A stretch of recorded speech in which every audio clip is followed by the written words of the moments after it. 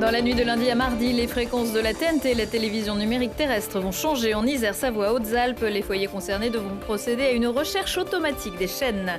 Parmi les grands projets qui se profilent à l'horizon à Grenoble, celui de l'Esplanade. En attendant, un espace ludique temporaire a été mis en place avec buvette, mur d'escalade et bientôt atelier. Et puis le Stade des Alpes accueillera vendredi son dernier match de Coupe du Monde féminine de foot. Pendant la compétition, certains et certaines se sont découverts des talents de commentateurs. Et ce sera samedi le dernier match, bien sûr. Bonsoir à tous, ravi de vous retrouver dans ce JT du vendredi 21 juin 2019, toutes les heures à partir de 18h, l'essentiel de l'actualité du Grand Grenoble en moins de 10 minutes. Avis aux insomniaques, dans la nuit de lundi à mardi, très précisément entre 1h et 8h du matin, les techniciens TDF vont procéder à des changements de fréquence de la TNT en Isère, Savoie, Hautes-Alpes. Rassurez-vous, il vous suffira de lancer une recherche automatique pour retrouver votre chaîne préférée. Pour une partie de la population de l'agglomération grenobloise, les travaux seront effectués depuis l'émetteur de la Tour-Sans-Venin à Cessiné-Parisé. Lilian Veillé. Vous risquez peut-être de tomber sur un écran noir, mais pas de panique. Les chaînes de télévision sont toujours là, elles ont simplement changé de place. Alors ces opérations, elles sont réalisées pour pouvoir libérer certaines fréquences pour les opérateurs mobiles. Donc la TNT se resserre dans la bande de fréquence et donc pour cela, il faut que pour chacune des chaînes de la TNT, on puisse changer la fréquence. Le changement de fréquence se fait régulièrement en France et les utilisateurs ont simplement à lancer une recherche de chaîne comme lors de l'achat d'un nouveau téléviseur. Les chaînes de la TNT sont regroupées sur 6 fréquences afin de libérer de la place aux opérateurs mobiles qui sont chargés de développer le très haut débit, donc la 4G et bientôt la 5G, partout en France. C'est la dernière phase d'une opération qui a touché toutes les régions de métropole en France. Et nous terminons par cette région parce que c'est justement dans les Alpes qu'il y a le plus d'émetteurs à modifier. Et on choisit aussi une période estivale puisque ces émetteurs sont plus accessibles. Cela fait maintenant 2 ans que l'entreprise Télédiffusion de France a entrepris ces changements. Avec ses 104 sites à changer la même nuit, la région grenobloise est la 13e et dernière zone. Du haut de ses 52 mètres et avec toutes ses paraboles, c'est l'antenne de la Tour-Sans-Venin à Cessiné qui va impacter la métropole. Tout en haut, par exemple, c'est ce que nous on appelle des dipôles. Ça sert à émettre les signaux des stations FM. Donc par exemple ici on a tous les émetteurs de Radio France. Si on descend un petit peu dans le pylône, on a deux petits sucres. Ce sont les antennes d'émission de la TNT, celles qui servent à recevoir les programmes de la télé. Et quand on arrive au tiers du pylône, à peu près, on a des grands panneaux assez allongés. Ceux-ci, on les retrouve sur les toits en ville. C'est la téléphonie mobile. En tout, ce sont 500 000 personnes qui sont impactées par ce dernier changement dans les régions Auvergne-Rhône-Alpes et Provence-Alpes-Côte d'Azur. Et la TNT est le premier mode de réception de la télévision en France avec une couverture de 97% de la population. Elle avait pris un peu de retard, mais ça y est, depuis ce vendredi matin, la bretelle d'accès à l'A41 depuis Saint-Imier via Chambéry est ouverte. Le plus gros est fait, mais les travaux se poursuivent sur la future bretelle de sortie avec un aménagement complémentaire pour la réalisation d'un passage inférieur qui accueillera les modes doux. Cette bretelle devrait être mise en place à l'automne. Le temps, c'était l'un des sujets de dissertation du dernier bac philo. À quelques jours près, les candidats auraient peut-être pu caser l'Observatoire du temps présent. C'est le nom donné par la ville de Grenoble à un nouvel aménagement situé au sud de l'Esplanade. Sur cet espace de 2000 m², on compte un totem pour être reconnu par tous les Grenoblois, un cadran solaire, une paroi d'escalade ou encore des gradins pour faire une pause ou profiter des spectacles. C'est du temporaire, voilà, c'est du temporaire, c'est toujours important. Hein. Maintenant, l'architecture temporaire en fait prend une place grandissante dans les projets d'aménagement urbain parce que c'est vraiment une façon de s'approprier les lieux dans des phases de projet qui sont souvent longues et donc ça permet cette transformation et cette transition. Ça fait un lieu où on peut commencer à venir vivre et utiliser finalement cette grande esplanade dans tous ses usages. Il y a une buvette également, donc il y a tout pour y passer des bons moments et pour attirer du monde. Et pour tout savoir de la future grande esplanade, rendez-vous à la maison du projet, chantier prévu pour 2021. Autre spot grenoblois qui risque rapidement de faire le plein, on attend jusqu'à 40 degrés, voire plus dans l'agglo la semaine prochaine.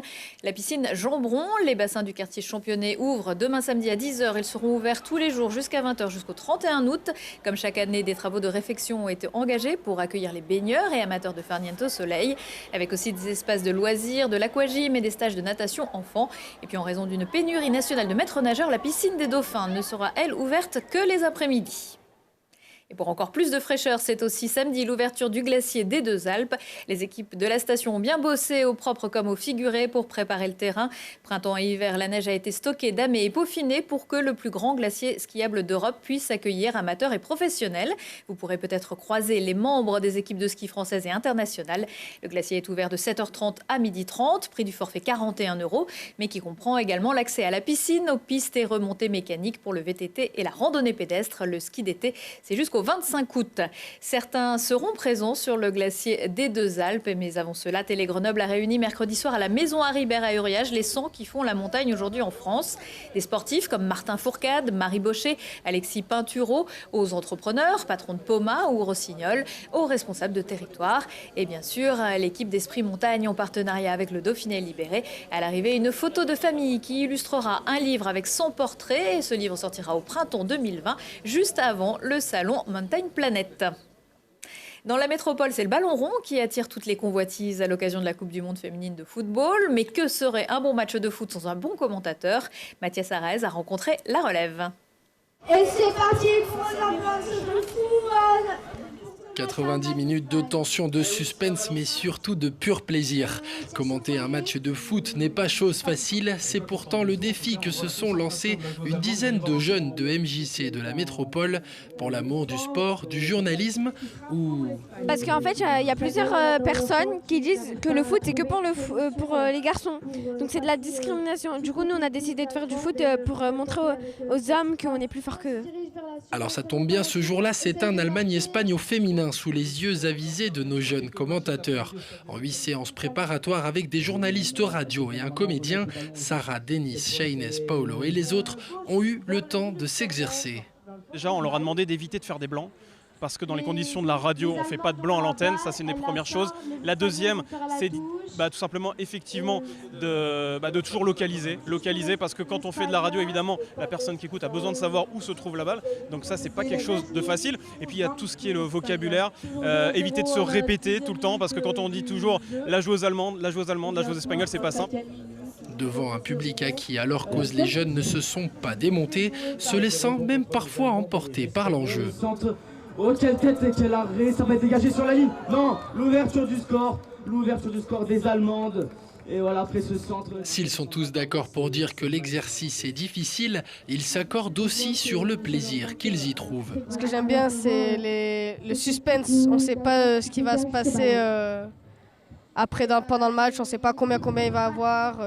Peut-être qu'une équipe qu'on pense elle va gagner mais elle perd. Quand il y a des actions de but, j'aime bien. Parce que s'il y a du suspense. Coup de sifflet final d'une belle expérience constructive. À eux dorénavant de donner le coup d'envoi de la deuxième mi-temps pour ce qui sera peut-être leur future carrière. Et pour écouter Mathias Arez commenter quelques-uns des meilleurs matchs de l'histoire du GF38, c'est tous les mardis à 21h15 sur Télé Grenoble.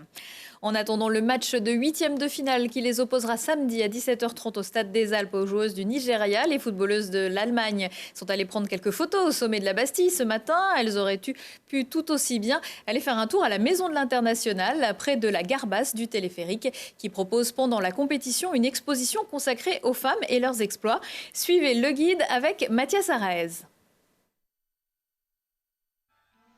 Ils et elles font la Coupe du Monde autrement. Oui, parce qu'il n'y a pas que le foot dans la vie, et notamment sur cette Coupe du Monde féminine qui est forte de sens. Alors je me trouve ici à la Maison de l'International à Grenoble, où à travers une exposition, on va aborder aussi le rôle des femmes. Alors je me trouve avec Françoise qui est chargée de projet, et notamment en charge de cette exposition. Bonjour Françoise. Bonjour. Alors parlez-nous un petit peu de cette exposition.